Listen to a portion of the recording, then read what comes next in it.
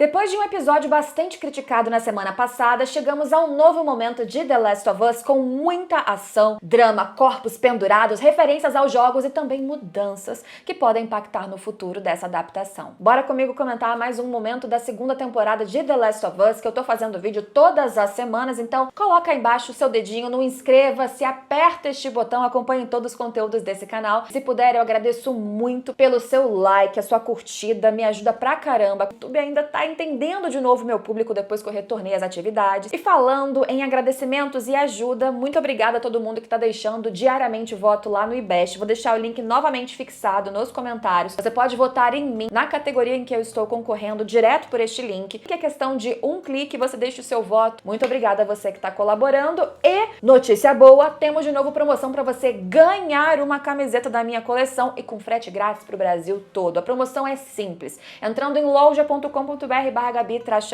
você compra um moletom lindo como este que está passando na sua tela ou vários outros que tem lá na minha coleção, com artes exclusivas, e aí você coloca junto uma camiseta também da sua escolha, pode ser outra estampa, e no carrinho não esqueça de colocar o cupom Uma Camiseta, tudo junto. Quando ativar o cupom, você não paga a camiseta, ela vai com valor zerado e você ainda ganha de bônus frete grátis no envio, ou seja, compra o moletom e só ganha. loja.com.br/Gabi-Xavier depois desse vídeo aqui. Bem, gente, semana passada eu fui uma das pessoas que criticou mais negativamente alguns dos acontecimentos do episódio, e eu não sou daquelas, vou deixar claro de novo, porque as pessoas às vezes não entendem, que critica a adaptação, portanto mudanças do material original para aquele na tela, na série, porque eu sei que a adaptação precisa de mudanças. Não só porque tá dialogando com um novo público, mas porque é uma nova experiência. E eles já tinham dito antes da estreia da série que a segunda temporada seria uma nova experiência por essa história que inicialmente nós que já jogamos o game conhecíamos. Então tudo bem,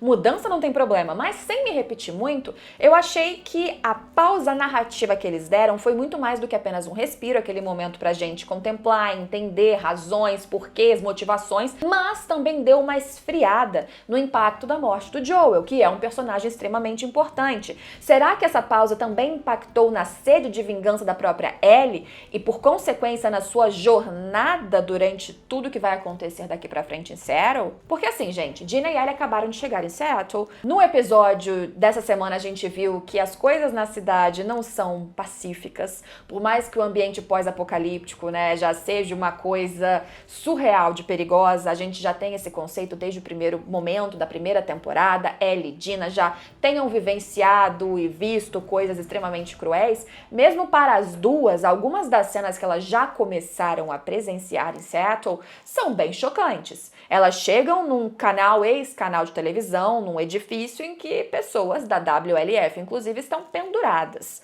Os corpos com intestinos para fora, o que, inclusive, muito interessante no making of, eles comentaram que são pessoas reais, não bonecos pendurados, e intestinos, provavelmente de animais, realmente ali pendurados no chão. Uma cena grotesca, sem dúvidas, também para quem estava filmando, que passa na tela. A gente assiste, vê aquilo e pensa, nossa, que atrocidade. Aquela galera fofinha dos assovios, né, dos martelos e flechas podem ser bem cruéis e deixam um sinal e parecem obedecer a um culto, uma coisa mesmo religiosa. WLF, Serafitas, parece que hoje são grupos extremamente opostos, que estão em permanente conflito e trazem prejuízos e matam crianças de ambos os lados. Existe, inclusive, com a introdução do passado e presente do personagem importantíssimo Isaac, líder da WLF, a fala de que, pô, não vale a pena mais ficar vendo quem começou o quê. A gente tem só que resolver. E veja bem, não é exatamente o mesmo ponto, o mesmo argumento, o mesmo ponto de conflito que a gente está vendo com Abby e Ellie? Quem começou? Quem deu o primeiro tiro? Qual foi a justificativa para o primeiro tiro? E, por consequência, a vingança justificou o ato terrível, o ato maldoso, a desproporcionalidade, muitas vezes, do que foi feito em reação à primeira ação? E, de novo, quem começou? Nós conhecemos com essa história de The Last of Us 2 mais grupos, mais dinâmicas, porém esse assunto, esse tema da vingança, do ciclo de violência, é algo que permeia todos os núcleos, todas as micro e macro narrativas, e isso que sempre me encantou no jogo. Então eu fico feliz que a série consiga transparecer que essa é a principal temática.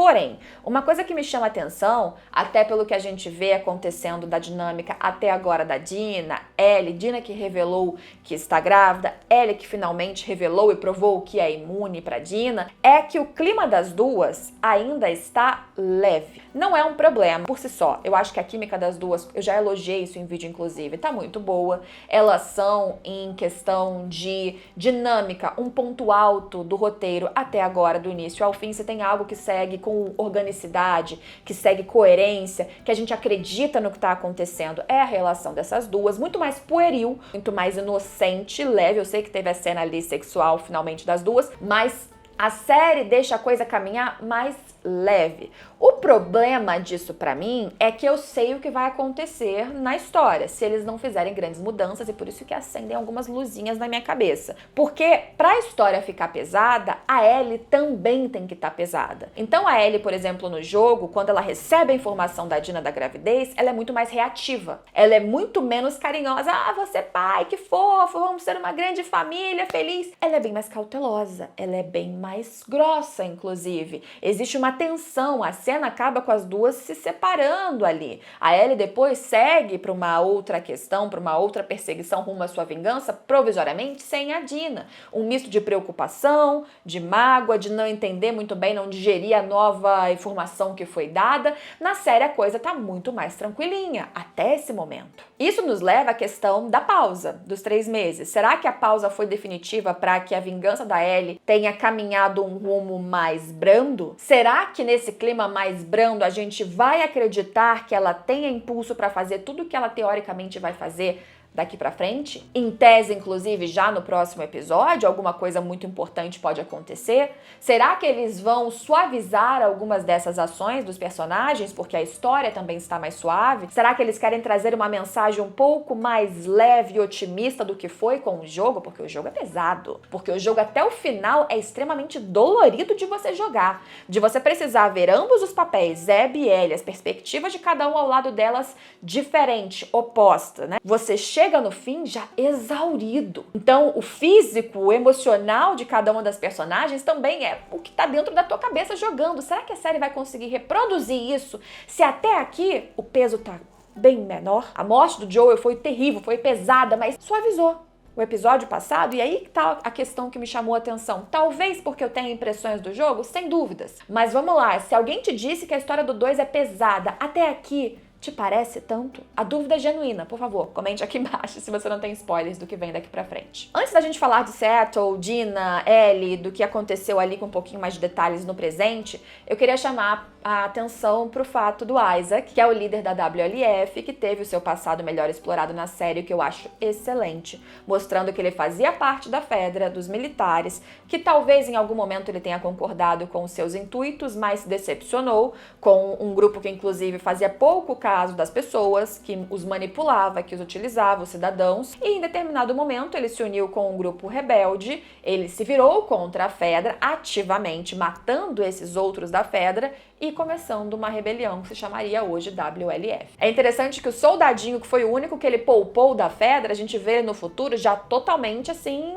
transfigurado. Ele já aceitando a tortura, e é isso mesmo, e o Isaac tá certo, e lá atrás ele ficou chocado com o que aconteceu, mas ele fez uma escolha. Inclusive de ficar ao lado do outro que poderia ter matado alguns dos seus colegas, de farda ou de vida, ou de amizade mesmo, não sabemos. Veja como justiça, certo ou errado, já é um tema que é tratado como relativo a priori por aqui. E aí no presente, aí sim a gente vê o Isaac bem adiantado na série, torturando um Serafita, que agora a gente tem oficialmente o nome dito na série, que são os que eles chamam de cicatrizes, né, os Scars, que são um grupo com um culto religioso, acreditam numa divindade, uma líder, que já agora seria mais em presença e ensinamentos, e eles têm hábitos bem cruéis também. De novo, fica esse negócio de quem começou o quê, mas não há pouca crueldade nem de um lado nem de outro. No jogo, a gente só vê o Isaac, quando a Abby vai o procurar, num banheiro em que ele estaria torturando também o Serafita, sem roupa, o que já é uma situação de isolamento, de crueldade, de humilhação.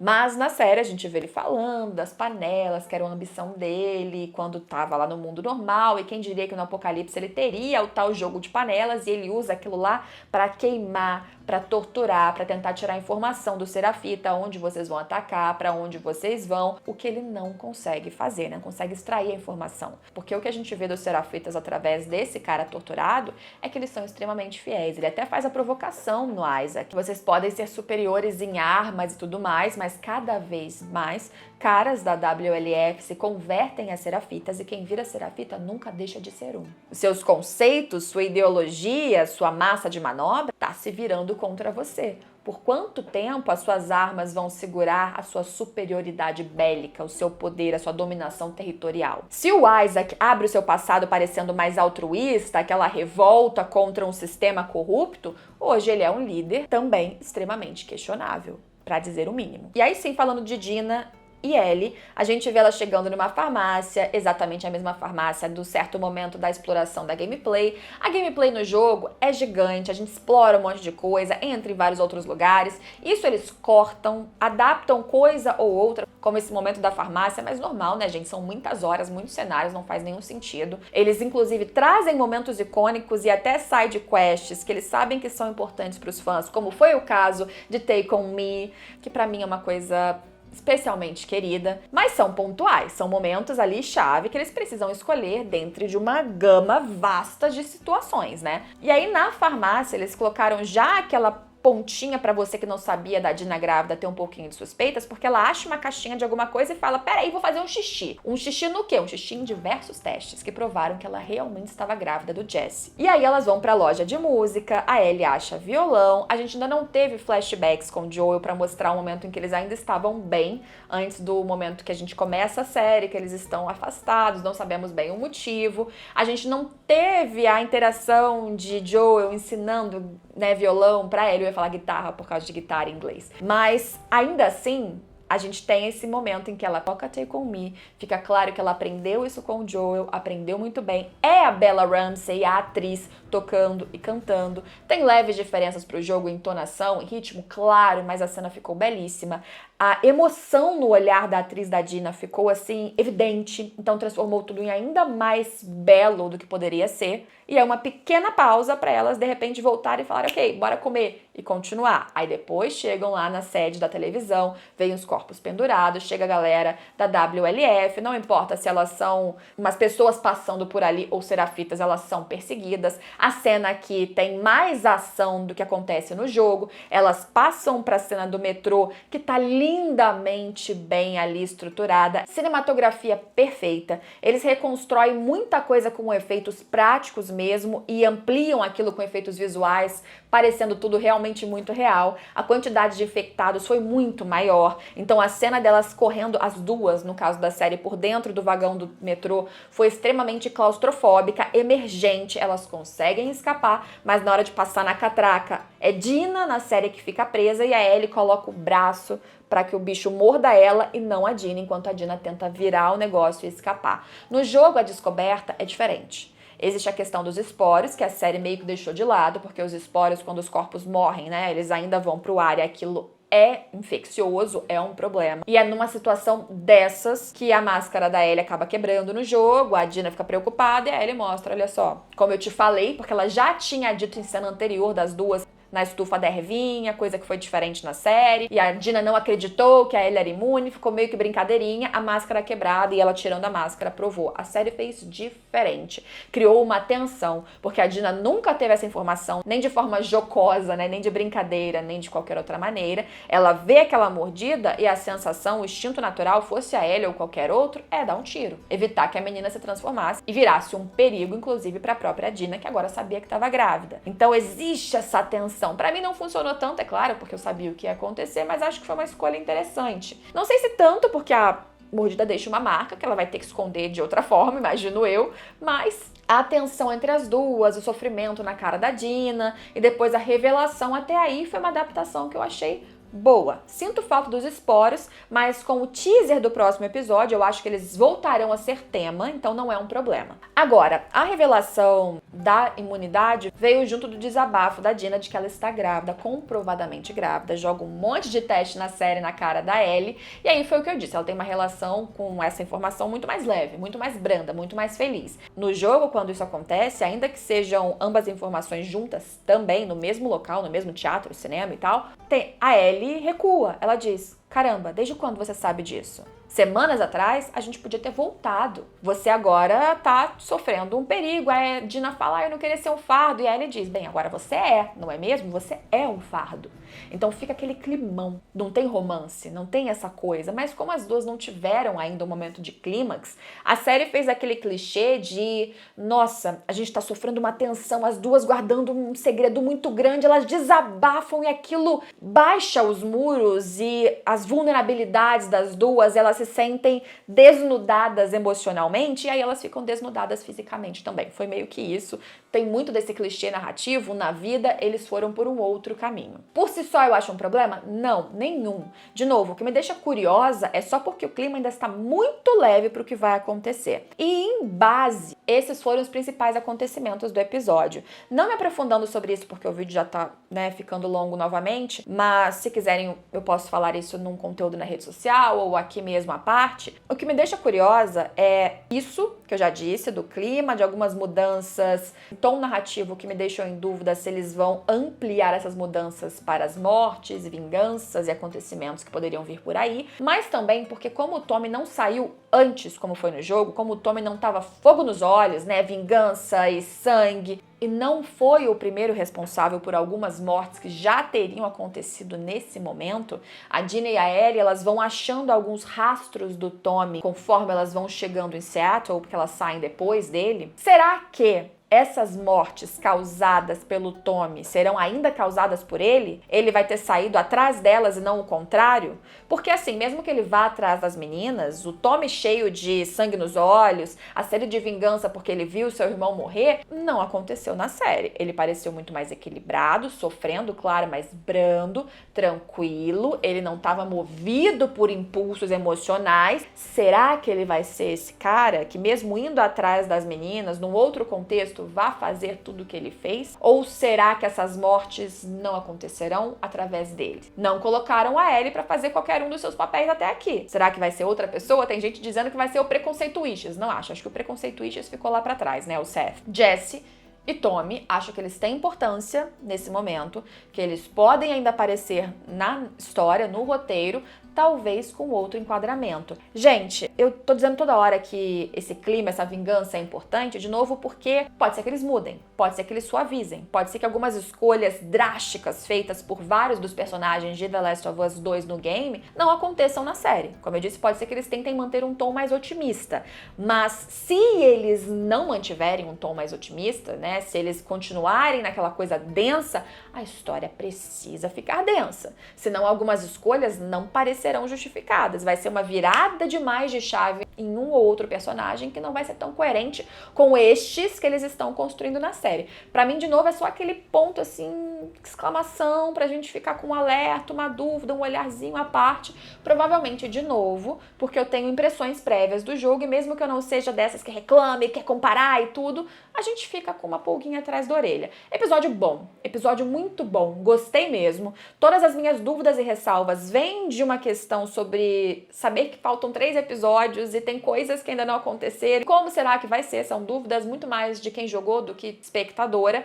Como o episódio em si, roteiro lindo, acréscimos sensacionais, mudanças que no contexto do episódio fizeram sentido e como aquele clichê, a gente tem que aguardar o futuro para ver sobre essas minhas dúvidas, como que eles vão caminhar daqui para frente. Mas, de novo, sintam-se super livres para elogiar, para reclamar, sempre com respeito a mim, a quem faz a série, aos outros aqui nos comentários. Não tem importância discordar de mim, tá tudo bem. Inclusive, incentivo que faça, porque é através da discussão saudável que a gente consegue construir pensamentos cada vez melhores. Espero vocês em todos os próximos vídeos de The Last of Us ou não. Se quiserem vídeos derivados, além do review do episódio em si da série, comentem que eu tento encaixar aqui no cronograma do canal também. E se quiserem coisas e comentários a mais, tem também em X Gabi Xavier. Por lá eu falo de outros assuntos mais variados. A gente se vê por aí.